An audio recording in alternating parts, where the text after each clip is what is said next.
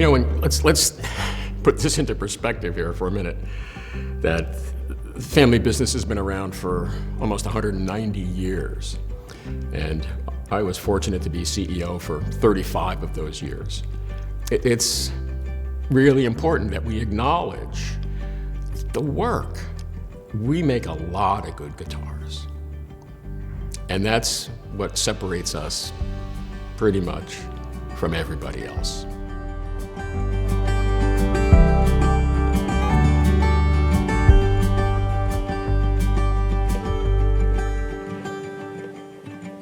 Conversation had come up about what was the next big thing, what was the next big project that we were going to work on.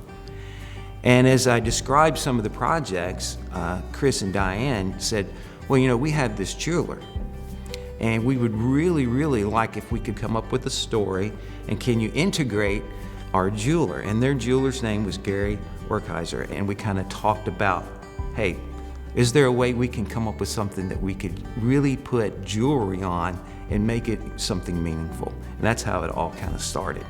We own a piece of history that no one else in our industry and few in any industry can claim, and that is a known particular point in time when something really magical for the world happened, and that was the day that Christian Frederick Martin stepped off the boat in New York on November 6th. And I just said, you know, you can put every star that was in the heavens that night and use various shapes of inlay material, whatever that was going to be. Everything is possible, but what makes sense and what would visually present an aesthetically pleasing instrument.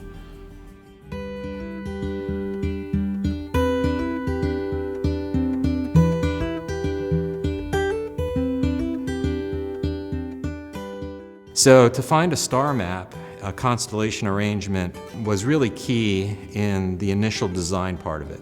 Once we had that design, then we started thinking about how the diamonds could be placed. Now we know how to set diamonds. So how do we get those diamonds that we have set onto the guitar in a way that is mechanically sound and aesthetically pleasing? So we came to small platinum mountings. There came a time where it's like, okay, well, this is going to work. We can actually arrange the constellation of that night on a guitar top. We decided to use lab-created diamonds. They are chemically and structurally exactly the same as a natural diamond, but the process is done in a machine. This is the first time that we've ever inlaid the whole top. And there's 5 different sizes of gemstone, all the way from 2 millimeter up to 6 millimeter on this guitar. So when it came time to put the marks in for every diamond, we did that on a CNC machine because we wanted to lay it out perfectly. And there was a challenge to figure out the depths. So we got the depths very close, but we still needed to go back by hand and make sure that every one of those pockets were exactly what they needed to be for each gemstone. So Tim really came up with the different ways to get the pockets in, the depth, the size, the varying sizes. Roland, the machinist, has helped a lot with the mechanics of it, like what drill bit we're going to use or what cutting device we're going to use. So at this point, Doreen and I are kind of doing a finish fit on the holes by hand, and then the process of selecting the stone and placing it in and adhering it all together.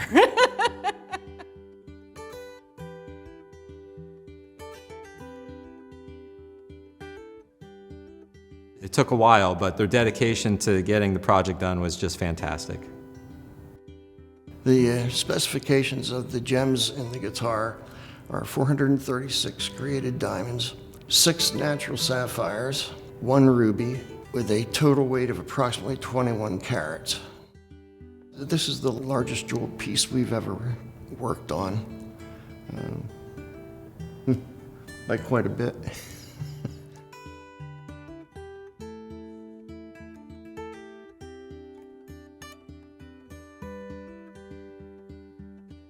Beyond the constellation layout of the diamonds, how do you tie some other elements into it?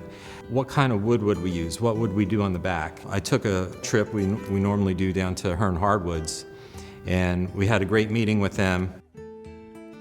There was a hurricane that hit the coast of Central America and really hit Belize really badly, where it leveled an old growth forest. And we got a call from a company that had salvage rights to that forest, where they were going to go in there and find any timber, standing trees that were damaged that need salvaged.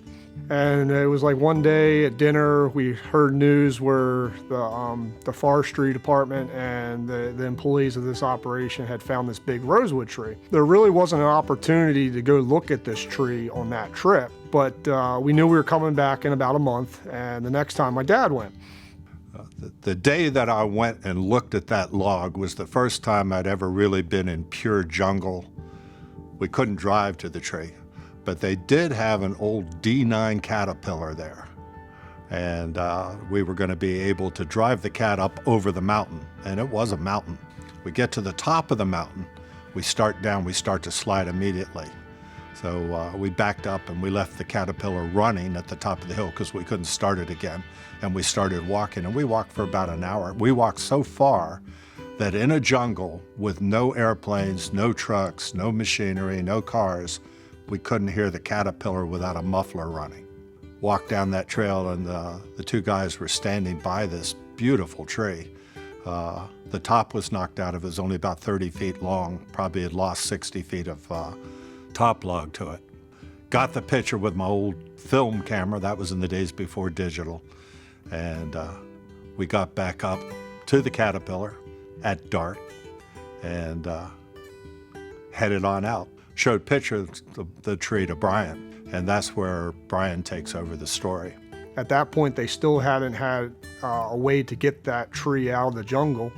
Well, the next year, I go down after the rainy season, and we get out of the truck and we take a walk, and we get there, and I could tell immediately it was special. And the reason it was special was that it had bird's eye figure in it, which never seen a rosewood tree have bird's eye figure in it. And actually, to this day, I've never seen another rosewood log with bird's eye figure. And I mean, this is real bird's eye figure. You know, the tree itself, I mean, it was a shame this hurricane destroyed it, because, I mean, it was probably 40 inches in diameter. You know, you're probably talking about a 400 or 500-year-old tree. You know, this thing was probably 30, 40 miles away from a paved road, and the rain came, made the roads worse. They didn't want to move it. They just couldn't move it. And basically, you know, we waited like another year until it actually showed up at a sawmill. We generally like to import the logs and custom cut it at our mill, but you know, in some countries, they require that it's cut within that country. Rosewood and Belize, that is the case. So we had to have it cut there, which provides some challenges because it's not the same as our mill. But anyways, we start to cut into this log, and on the very first cut, we get about 6 inches and the blade snaps. And at that point, I knew that we were not going to cut that log. But the guy was like, you know, we got another blade, let's try again. And I'm just like thinking like, nah, this is not going to work, but go for it if you want to try. And it goes another 6 inches and the blade snaps. So at that point, it's plan B. They tell me about this circular mill down the road that we can take it to. And I tell the guys, it's like, all right, you know, go get on that machine and let's pick this log up and move it to the sawmill. And they all look at me like, well, none of the machines work. And I'm like, oh God. So basically we had to roll the log to the sawmill. It's this exposed 4-foot diameter circular saw blade with an old diesel motor behind it. We start cutting this, and when we get into the big section of the log, the saw blade doesn't even come all the way through the log. The saw blade just basically goes into the log, and then you never see it again until it comes back out the backside. Yeah, it was one of the scariest things I've ever seen. And meanwhile, you got a sawyer who's standing right here operating a lever, and the log's right there, and he's trying to stabilize the log with his foot. It would not happen here in this country. It was a very scary process. And the log would get to the other side, and they have to finish the cut with the chainsaw. And anyways, we got it cut. And then it took another 6 months or so to get it back to Pennsylvania. And when it came in, my dad looked at me and he said, you know, That log there is special, and I know what was involved with that. I don't want you ever to sell that log. We came up with that log is the family tree. So we put it in the warehouse, and that was the case. And then I guess about 5 years later, and I came up with this program where I would give sets of that tree to builders and friends to have guitars made for themselves with the stipulation that they could never sell that guitar. And Tim was one of those friends who works at Martin Guitar, and he asked whether that tree would be available for that particular project. And I told him it could be, but only if Martin Guitar would never sell that guitar. He agreed to my terms, and so we gifted a guitar set for that special guitar. So the guitar, the 2,500,000th guitar, will be in the Martin Museum. It will reside here forever. It will not be sold.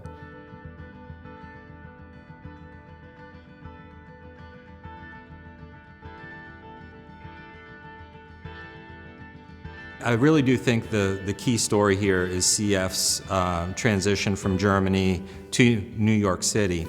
So we use that as a design cue on the inside of the guitar, the coat of arms for his hometown in Germany, and then the sailing ship they went on, and then finally we have the storefront that he would have had in New York City.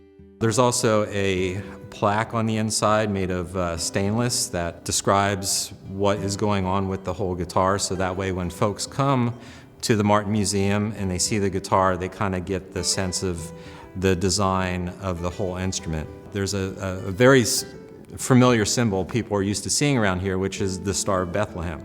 So we use that in a way where it looks like a compass rose because, of course, we were navigating from Germany to New York City and then to here in this area in Nazareth. And so the combination of the star with the compass rose design was very fitting.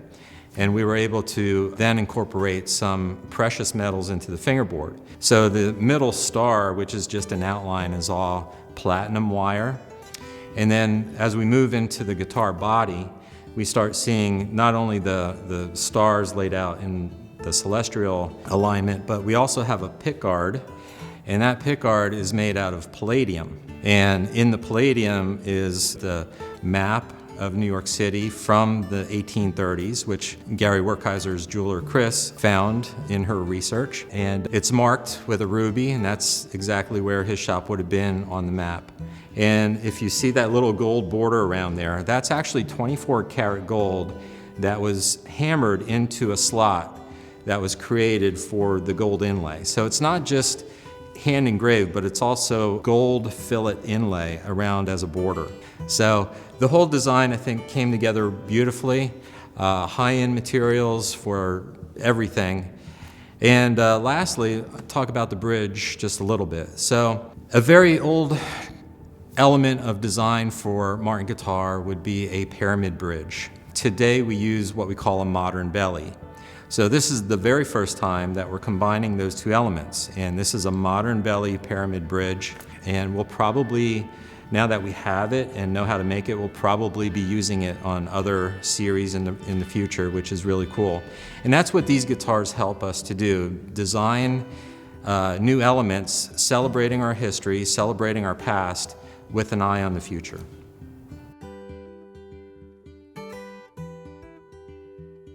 When we were presenting the final layout, design, and project to Chris Martin, after explaining all of this, he said, wouldn't it be really nice to do a replica 2.5 million and one? And I have some really nice Brazilian in my stash at the factory, and you can use a set of that. So that's what we did. So we have the one for the museum, that's a very celebratory piece, and one lucky person in the world will get a replica of that with Brazilian rosewood. Years ago, I just saw where it was going, and I thought, I'm gonna have one chance to take some of that Brazilian rosewood that the company owns and put it away for future projects. And I forget how long ago that was. And very occasionally, one of those sets gets used for a project like this. And so that's what we did. This wood's been around the factory for a long time. Someone can add this to their collection.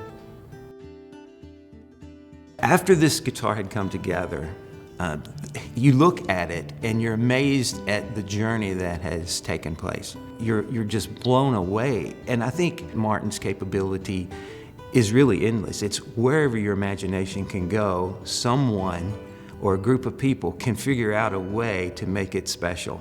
And I think this guitar, this 2.5 millionth, is really worth all of the effort to get it to where it is today. It's really unique.